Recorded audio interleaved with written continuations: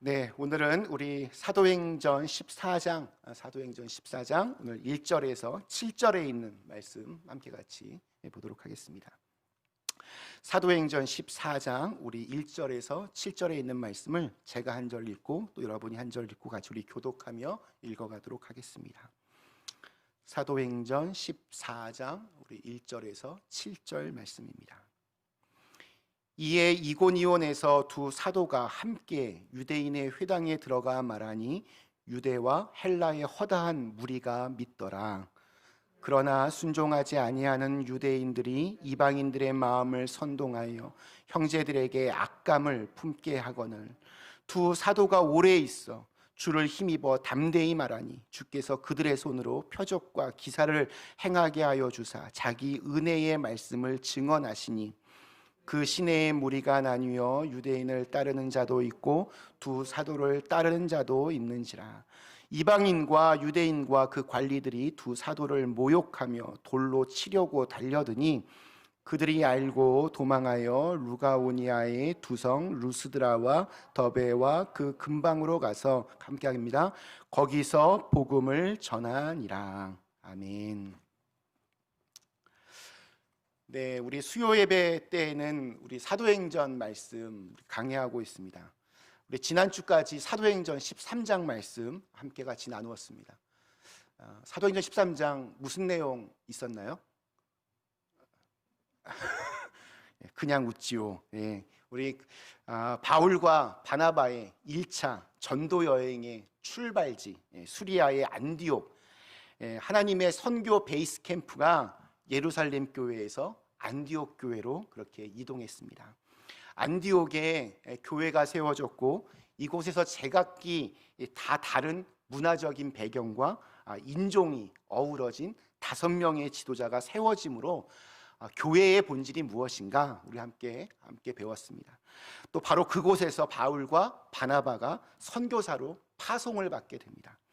한창 부흥하는 교회에서 쉽지 않은 결정이었지만 더 큰 하나님의 비전을 바라보면서 그들은 자신들의 영적 지도자였던 바나바와 바울을 기꺼이 기도하며 파송합니다. 바울과 바나바는 굽으로 오늘날의 키프로스 섬에서 첫 번째 선교 활동을 시작했고 다시 이제 육지로 들어가서 바시디아의 안디옥, 이고니온, 루스드라, 더베까지 가는 여정들이 이제 이어집니다. 오늘 읽은 말씀도 그 여정 가운데 하나입니다. 비시디안 안디옥에서 복음을 전하다가 핍박을 받고 바로 그곳에서 멀지 않은 이고니온이라고 하는 곳으로 가게 되었습니다. 오늘 1절 말씀이 이렇게 시작합니다. 이에 이고니온에서 두 사도가 함께 유대인의 회당에 들어가 말하니 유대와 헬라의 허다한 무리가 믿더라. 여기서 아주 중요한 우리 두 가지 사실을 좀 짚어볼 필요가 있습니다. 첫째는 이 바울과 바나바는 어느 곳에 가든지 반복해서 꼭 전하고 싶은 자신들의 메시지가 있었습니다. 우리 한국말 번역으로는 유대 사람의 회당에 들어가 말하니라고 되어 있지만 조금 더 원어적인 느낌으로는 바울과 바나바는 이고니온에서도 이전과 마찬가지로 유대인의 회당에 들어가 그렇게 말했다, 이렇게 보는 것이 더 맞습니다. 그러니까 지난번에 했던 거와 똑같은 그러한 설교를 했다는 겁니다. 즉 핍박을 받고 나온 그 비시디아 안디옥에서 말했던 것과 똑같은 말씀을 반복하고 있습니다. 그들의 메시지는 변하지 않았습니다. 그들의 메시지는 계속 늘 하나였습니다. 어디를 가든지 누구를 만나든지 어떠한 상황이든지 늘 똑같은 메시지. 예수는 그리스도이시다. 예수는 우리의 구원자이시다. 그 메시지를 전했습니다. 이 메시지를 전할 때 기뻐서 환호성을 치는 사람도 있었고 감사해하는 사람들도 있었고 또 반면에 핍박이 있었고 고통이 있었고 또 오해도 있었지만 이게 바울과 바나바에게는 그렇게 중요하지 않았습니다. 분명한 내 인생의 목적이 있는 그러한 사람은 환경이 그렇게 중요하지 않습니다. 목적이 없는 사람은 이 환경이 굉장히 중요합니다. 환경에 따라서 내 인생도 흔들립니다. 환경에 따라서 내가 행복한지 불행한지 나뉘어집니다. 사람들의 이야기에 따라서 이리 갔다 저리 갔다 이렇게 움직여집니다.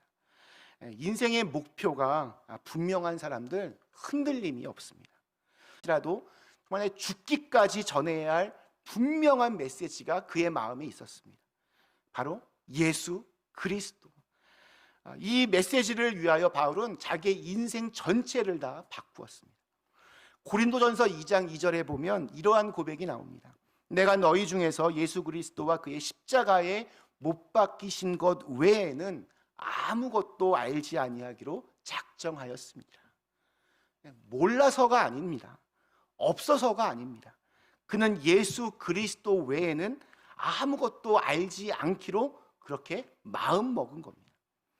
또 우리가 잘 아는 갈라디아서 6장 14절, 그러나 내게는 우리 주 예수 그리스도의 십자가 외에는 결코 자랑할 것이 없나니 그리스도로 말미암아 세상이 나를 대하여 십자가에 못 박히고 내가 또한 세상에 대하여 그러하니라. 여러분, 바울에게 왜 자랑할 것이 없었겠습니까? 그런데 그는 예수님 외에는 내가 보이는 것이 없다고, 예수님 외에는 내가 할 말이 없다고 그렇게 말하고 있습니다. 바울과 비교하면 우리는 참 할 말이 많습니다.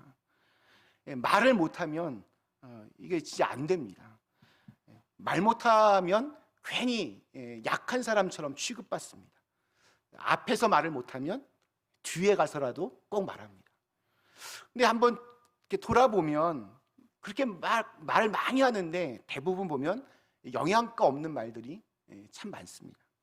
안 해도 될 말, 괜히 해서 부스럼 일으키는 말들이 너무나 많이 있습니다. 사람들은 자기가 어떤 신분에 있으면 내가 그만큼 그 정도의 사람이라고 이렇게 착각을 합니다. 그런 직업에 있으면, 그런 위치에 있으면 내가 그만큼 뭔가 이렇게 소유하고 있으면 내가 그 정도 되는 사람이라고 착각합니다. 예를 들어서 내가 큰 교회 담임 목사면 다른 사람들보다 더 큰 능력이 나에게 있다라고 생각합니다. 그래서 좀 교만해지고 그 교회 안에서는 거의 하나님의 자리까지 그렇게 올랐습니다. 무서울 게 없으니까 교회 세습도 하고 교회 재정도 자기 것처럼 마음대로 쓰고 스캔들의 이렇게 주인공이 되기도 합니다. 교인들도 마찬가지입니다. 크고 좀 이렇게 이름만 대면 다 알만한 유명한 교회에 다니면 자기의 어떤 믿음의 수준도 그 정도라고 그렇게 생각합니다. 제가 목회하면서 이렇게 만나는 분들 중에 저 처음 보자마자 이렇게 자기 소개하고 인사하는데 자기는 어느 교회에서 세례를 받았다고, 어느 교회에서 내가 직분을 받았고, 내가 어느 목사님과 함께 제자 훈련을 했고, 이런 이야기들을 저 만나자마자 하는 분들이 있습니다. 진짜 나는 없고 나를 둘러싼 이 껍데기로 내 모습을 착각하는 경우입니다. 진짜 내 믿음의 수준이 지금 어느 정도인가, 그 정확한 평가는 내가 지금 무엇을 위해 죽을 수 있는가, 여기에 그 답이 있습니다. 어떤 장소에 가든지 어떤 상황을 만나든지 바나바와 이 바울의 가슴 속에 끓어오르는 것이 있었는데 그것은 바로 예수였습니다. 예수님을 전하지 않으면 정말 내 인생을 전체를 다 뒤바꿀 만큼 그 놀라운 이름인 예수님을 전하지 않고는 내가 견딜 수가 없다, 이 마음이 그들에게 있었습니다. 이러한 감격, 이런 시절 여러분들에게도 있으셨죠? 그때 내가 처음 그 예수님의 사랑을 알고 얼마나 그때 감격해하고 행복해하셨습니까? 오늘날 많은 사람들이 나름대로 행복을 위해 열심히 삽니다. 그러나 그것은 결국 다 자신을 위한 행복일 뿐입니다. 그런 행복은 모래 위에 세워진 집처럼 조금만 바람이 불어도 금방 허물어집니다. 바울과 바나바, 정말 행복한 사람들입니다. 견딜 수 없어서 계속해서 터져나오는 예수님에 대한 메시지, 그 예수님으로 인해서 그들은 비록 죽도록 고생도 하고 때로는 사람들이 몰려들어서 그들을 핍박하고 사람들이 이 말씀을 몰라주기도 하고 비방하고 예수를 위해서 죽고 예수를 위해 살고 그 예수님 때문에 행복한 이 바나바와 바울, 저희들이 좀 본받았으면 좋겠습니다. 이 두 번째, 복음이라고 하는 것은 언제 어디서 누가 전한다 할지라도 그 복음에는 반드시 능력이 있습니다. 우리 사도 바울이 우리 로마서 1장 16절에서 이렇게 말하죠. 내가 복음을 부끄러워하지 아니하노니 이 복음은 모든 믿는 자에게 구원을 주신 하나님의 능력이 됩니다. 첫째는 유대인에게요, 또한 헬라인에게로다. 헬라인이냐 유대인이냐 중요하지 않습니다. 배웠냐 못 배웠냐 중요하지 않습니다. 가난하냐 좀 부하냐 중요하지 않습니다. 2000년 전에 들었냐 지금 들었냐 중요하지 않습니다. 복음은 시간을 초월합니다. 시대를 초월합니다. 복음은 이 상황을 다 초월합니다. 모든 상황에서 복음은 능력이 되는 것입니다. 사도 바울은 나는 복음을 부끄러워하지 않는다라고 그렇게 선언한 것입니다. 복음이 선포되는 곳에는 죽은 사람이 살아납니다. 구원의 능력이 나타납니다. 복음이 있는 곳에는 귀신이 떠나갑니다. 이것이 복음입니다. 복음을 들을 때 우리의 가슴은 감격으로 적셔지고 메마른 땅에 생명의 단비가 적셔듯이 우리의 영혼이 다시 살아나기 시작합니다. 이게 바로 복음입니다. 수많은 교회와 수많은 그리스도인들이 있는데 왜 여전히 우리가 복음에 목말라야 하고 있습니까? 복음보다는 다른 소리에 너무나 이렇게 귀를 기울이고 있기 때문입니다. 복음보다는 다른 소리를 전하고 있기 때문입니다. 우리 2절 말씀, 그러나 순종하지 아니하는 유대인들이 이방인들의 마음을 선동하여 형제들에게 악감을 품게 하거늘. 여기 굉장히 재미난 사실이 있습니다. 똑같은 시간에 똑같은 복음을 들었지만 반대로 반응하면서 핍박하고 거부하는 무리들이 생겨났습니다. 다른 설교한 것이 아닙니다. 똑같은 설교했는데 듣는 사람들은 두 가지로 반응했습니다. 믿는 사람들이 있었고 안 믿는 사람들이 있었습니다. 받아들이는 사람이 있었고 거부하는 사람들이 있었습니다. 기뻐하고 찬양하는 사람들이 있었고 비판하고 실망하는 사람들이 있었습니다. 참 놀랍지 않습니까? 똑같은 설교를 들었지만 이렇게 반응이 다 달랐습니다. 여러분, 시에는 문제가 없었습니다. 밭이 문제입니다. 마음밭이 옥토가 아니라 좋은 땅이 아니라 가시덤불 같은 밭, 돌짝 같은 밭, 길가 같은 밭. 메시지의 문제가 아닙니다. 듣는 마음이 문제였습니다.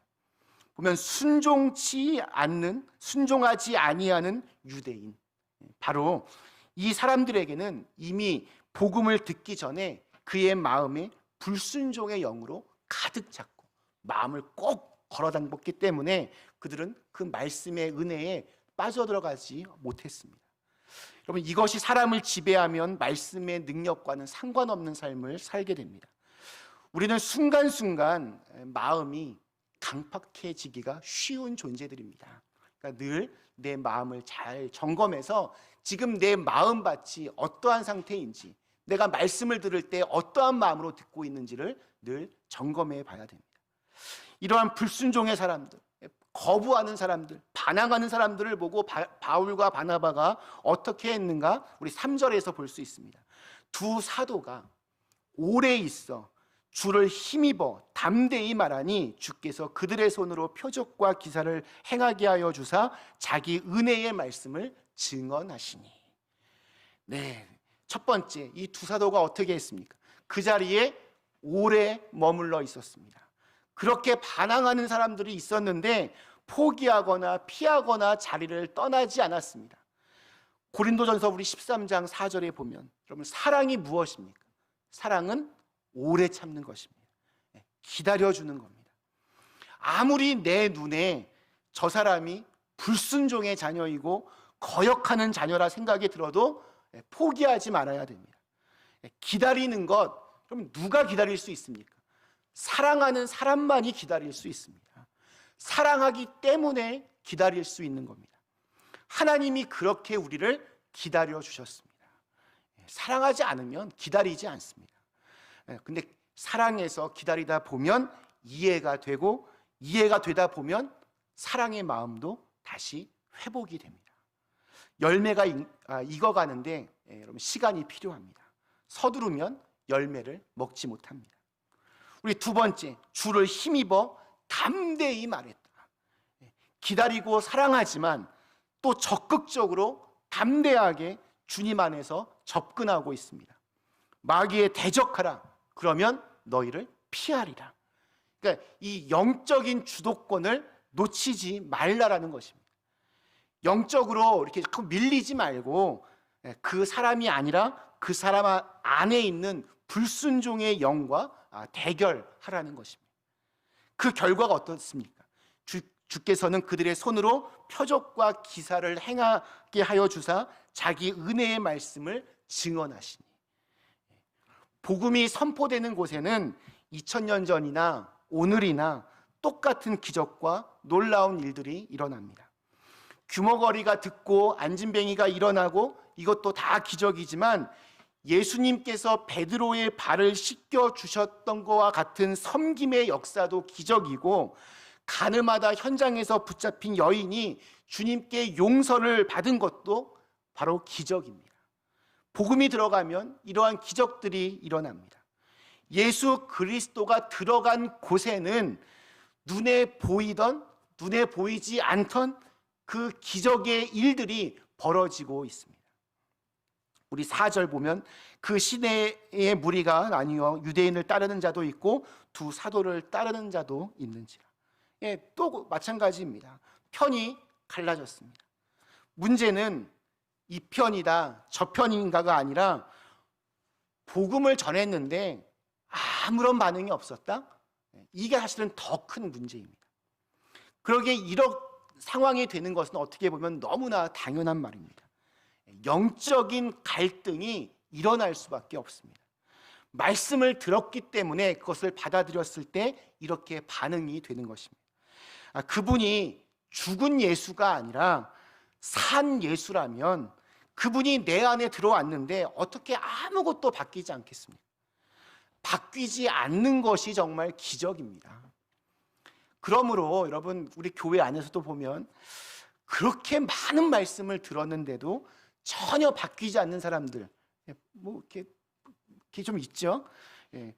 그런 분들 보면 스스로가 다 지금 기적의 삶을 살고 계신 겁니다.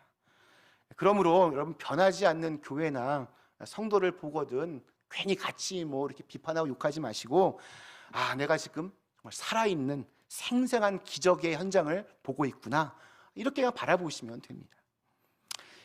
예전에 태국 선교사님이 해주신 되게 재미난 이야기가 있었습니다. 한 정글, 태국 처음에 가서 그 정글 마을 초입에 들어갔는데 거기에 갑자기 곰이 나타났습니다. 깜짝 놀랐습니다. 거기 곰이 딱 서 있는데 어마어마하게 큰 곰이었습니다. 근데 알고 봤더니 그 곰은 관광객 사진 찍으라고 이렇게 길들인 곰이었습니다. 자세히 보니까 곰은 곰인데 이빨도 없고 발톱도 없습니다. 그 옆에서 곰이 이렇게 있으면 옆에서 사진 찍고 이렇게 옵을 주면 되는 그런 곳이었습니다. 그 선교사님이 이 이야기를 하시면서 오늘날 우리 그리스도인들이 그 곰 같습니다. 적당히 주인이 주는 사탕이나 초콜릿 먹고 그냥 대충 타협해서 살다 죽는 겁니다. 어떻게 하면 그 곰이 또 우리 그리스도인들이 다시 그 야성을 회복할 수 있을까요? 참 두고두고 기억이 나는 그런 이야기입니다. 결론적인 말씀입니다. 우리 5절에서 7절 마지막 말씀. 이방인과 유대인과 그 관리들이 두 사도를 모욕하며 돌로 치려고 달려드니 그들이 알고 도망하여 루가오니아의 두 성 루스드라와 더베와 그 근방으로 가서 거기서 복음을 전하니라. 다시 처음으로 돌아갔습니다. 다시 처음처럼 거기서도 똑같은 메시지를 전했습니다. 저는 이런 목사가 되고 싶습니다. 어디를 가든 누구와 만나든 어떠한 상황과 만나든 구원자이신 예수를 증거하고 우리를 정말 살게 하는 힘인 이 복음을 증거하고 싶습니다. 그리고 여러분도 그렇게 되실 수 있기를 간절히 축원합니다. 우리 사랑하는 그린빌 가족 여러분, 하나님이 입히시고 돌보신다는 믿음이 생기면 모든 사건은 다 하나님의 사건입니다. 내가 만나는 모든 기회는 다 하나님의 기회이기도 합니다. 가는 곳마다 그 복음 중심으로 살았던 바울과 바나바는 그럼 과연 2000년 전에 그렇게 활동하다가 죽은 사람으로 끝나야 됩니까? 바울과 바나바 대단한 사람들이고 목사고 선교사니까 그렇게 할 수 있었다 이렇게 끝내시겠습니까? 세상에는 두 부류의 사람이 존재합니다. 믿는 사람, 믿지 않는 사람. 근데 좀 보면 교회 안에도 두 부류의 사람이 있는 것 같습니다. 똑같이 믿는 사람들이 있고 교회는 나오지만 믿지 않는 사람들이 있고, 생각하면 할수록 정말 그런 것 같습니다. 여러분은 믿는 사람이십니까? 아니면 믿지 않는 사람들이십니까? 그 중간은 없습니다. 복음의 역사와 능력을 믿으신다면 세상 흔들리고 사람들은 변해도, 믿음 흔들리고 사람들은 주를 떠나도 나는 오직 믿음으로 살아갑니다. 오직 믿음으로 이렇게 담대하게 복음의 사람으로 살아가실 수 있게 되기를 주님의 이름으로 간절히 축원합니다. 우리 잠시 함께 제가 대표 기도하며 오늘 마치도록 하겠습니다. 하나님, 오늘 우리 바나바와 바울 어느 곳에 가든지 똑같은 메시지, 예수는 구원자이시다. 우리도 우리의 마음 중심에 정말 이렇게 이 말을 전하지 않고는 견딜 수 없는 선명한 메시지가 있게 하여 주시옵소서. 우리의 삶의 중심이, 우리가 가야 될 우리의 인생의 목표가 예수 그리스도가 되게 하여 주시옵소서. 그 예수님으로 충만하여서 우리가 어떠한 상황에 있든지 누구와 만나든지 늘 우리의 삶의 태도와 메시지는 한결같게 하여 주시옵소서. 그래서 아무리 이 세상이 흔들리고 뒤엎어진다 해도 우리는 흔들리지 않고 우리 주님과 함께 동행하는 그런 하루하루가 되게 하여 주시옵소서. 우리 그린빌 믿음의 가족들을 주님께서 좀 축복하여 주시고, 정말 이 힘든 시기들 주님의 힘에 덧입어서 살아갈 수 있도록 인도해 주시고, 그래서 이 어려운 시간들 정말 우리의 믿음으로 내가 주님 바라보며 이겨냈다 고백할 수 있도록, 순간순간마다 때마다 주님 감당할 수 있는 힘과 지혜를 더하여 주시고, 늘 그날 필요한 그날의 만나를 우리에게 더하여 주시옵소서. 예수님의 이름으로 간절히 기도드리옵나이다.